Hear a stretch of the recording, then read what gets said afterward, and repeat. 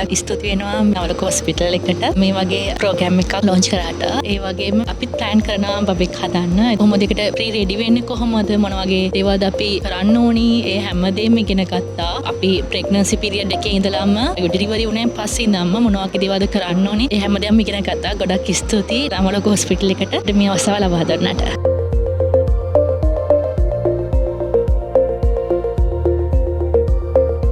මුලින්ම ස්තුතිවන්ත වෙන්න ඕන නවලෝක හොස්පිටල් එකට අද මේ වගේ ප්‍රෝග්‍රෑම් එකක් ඔර්ගනයිස් කරපු එක ගැන. ඇත්තට මේකෙදි අපි ප්‍රෙග්නන්සි එකට රෙඩි වෙන්න ඕන කාලේ ඉඳලා ප්‍රෙග්නන්සි කාලේ ඊට පස්සේ ඒකින් පස්සේ බබා ඩිලිවර් කරාට පස්සේ සම්පූර්ණ ප්‍රොසෙස් එකේදී කොහොමද අපි රෙඩි වෙන්න ඕන. එතකොට ඒකෙදි මොකද අපි ඉන්න ඕන සේෆ් සයිඩ් එක, ඒ වෙනුවෙන් කරන්න ඕනේ දේවල් මොනවාද, අම්මව හෙල්දිව තියාගන්න ඕනේ කොහොමද, බබාව හෙල්දි විදියට ඩිලිවර් කරන්නේ කොහොමද, ඒ වගේම තාත්තගේ පැත්තෙන් මොනවාද වෙන්න ඕනි දේවල්, ඒ වගේ ගොඩාක් දේවල් දැනගන්න ලැබුණා. ඒක ඇත්තටම වටිනවා. ඉතින් ඒ වෙනුවෙන් නවලක හොස්පිටල් එකේ ස්ටාෆ් එකටත් පිටද ලෙක්චර්ස් දුන්න ඩොක්ටර්ස්ලා ඒ ඔක්කොමලටවත් ගොඩක් ස්තුතිවන්ත වෙනවා මේ වගේ දෙයක් අපි වෙනුවෙන් කරපු එක ගැන.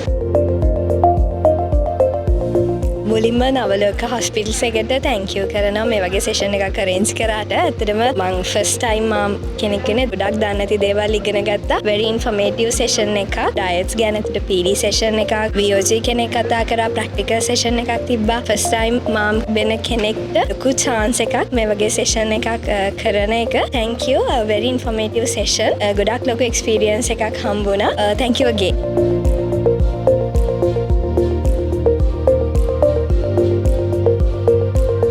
ස්තුතිවන්ත වෙනවා. අපිට මේ වගේ වැඩසටහනක් සංවිධානය කරලා අපිට නොදන්න දේවල් කියලා දුන්නා. දැනගත්ත දේවල් තව වැඩි දියුණු කරගත්තා. මේ වගේ වැඩසටහන් සංවිධානය කරන ගැන ඇත්තටම රෝහලේ කාර්ය මණ්ඩලය සහ සංවිධාන මණ්ඩලයට බෙහෙවින් අපි ස්තුතිවන්ත වෙනවා.